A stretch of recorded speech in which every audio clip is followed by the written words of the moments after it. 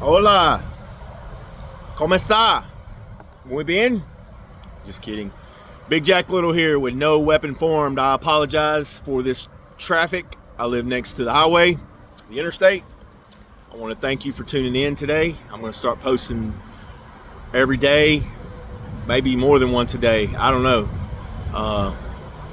But definitely want to keep you guys updated on my recovery, because I know some of y'all are in recovery, some of y'all are still struggling, so we're going to get through this together. No weapon formed comes from Isaiah 54:17, and it says, no weapon formed against me shall prosper. And I just went through a motorcycle accident, and once again, God's given me victory. So I just want to encourage you to like my videos if you like them. Subscribe to my channel, please, and share. And you got other people that are struggling. Today I wanted to talk about something that's really critical to recovery. For me right now, I'm struggling with it big time, mainly with myself, and that is resentments. And the big book in page 64 says that resentments is the number one. Everybody say number one. It is the number one offender. It sends more addicts, alcoholics, druggies, whatever you want to call us, back to our addiction. Why is that? Leave me some comments on why resentments is the number one offender. Now, let me just explain where I get my wisdom from. Obviously, from the big book, from the Bible, from wise men who have come before me, inspirational people. I get mainly most of my wisdom comes from the Bible. The book of Proverbs, written by Solomon, the wisest man in per se to the Bible, one of the wisest men in the Bible, wrote 31 Proverbs. So that's where I get my wisdom. But as far as Alcoholics Anonymous and Narcotics Anonymous and drugs and alcohol in general, the big book is basically on point. And I know I'm rambling here, but what I want to talk about is how especially in the last month and a half, I have had to sit down with the pen and paper and write down my resentments, because it has gotten so strong in my spirit that it eats at me.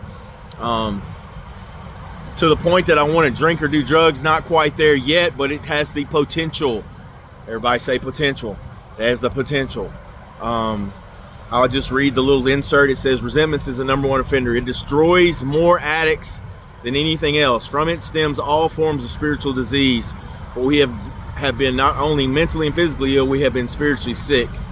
When the spiritual malady is overcome, we straighten out mentally and physically. In dealing with resentments, we set them on paper. So another thing you got to do is get you a journal and write everything down, especially not all the time, but like I said, you got to sit down with pen and paper and write down, who am I mad at and who am I resentful towards? And man, the list is pretty deep. When things start to really offend me and things start to really get on my nerves, I know that I'm irritable, discontented, and restless. And those are a recipe for what? Relapse. And relapse is not what we want.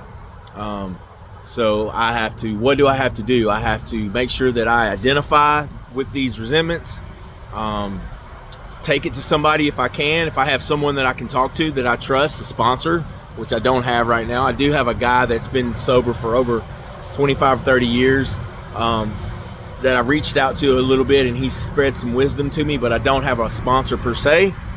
But you would want to have a sponsor or a spiritual counselor that you could talk to about these things, and then obviously you have to pray, and you just have to seek your higher power. Mine is Jesus Christ. Whoever yours is, I don't judge. We're all in this together, man. And according to what I have been taught, love covers everything. So whether you believe or don't believe, that's not even in the question. That's between you and your maker. I do have to go in prayer, do a lot of meditation, and try to get that stuff off of me. because it is a recipe for disaster. Because a relapse for me is disaster. So anyway, I just wanted to share a little bit about resentments. Leave me some comments on how you deal with resentments, and let me get some information from you so that I can continue to grow. The Bible says in Proverbs 27:17, I believe it says, iron sharpens iron. So one man sharpens the countenance of another. We got to sharpen one another. So I hope this helps. Like, subscribe, leave a comment, and let me help me grow this channel, and let's get out there and reach some people. God bless you.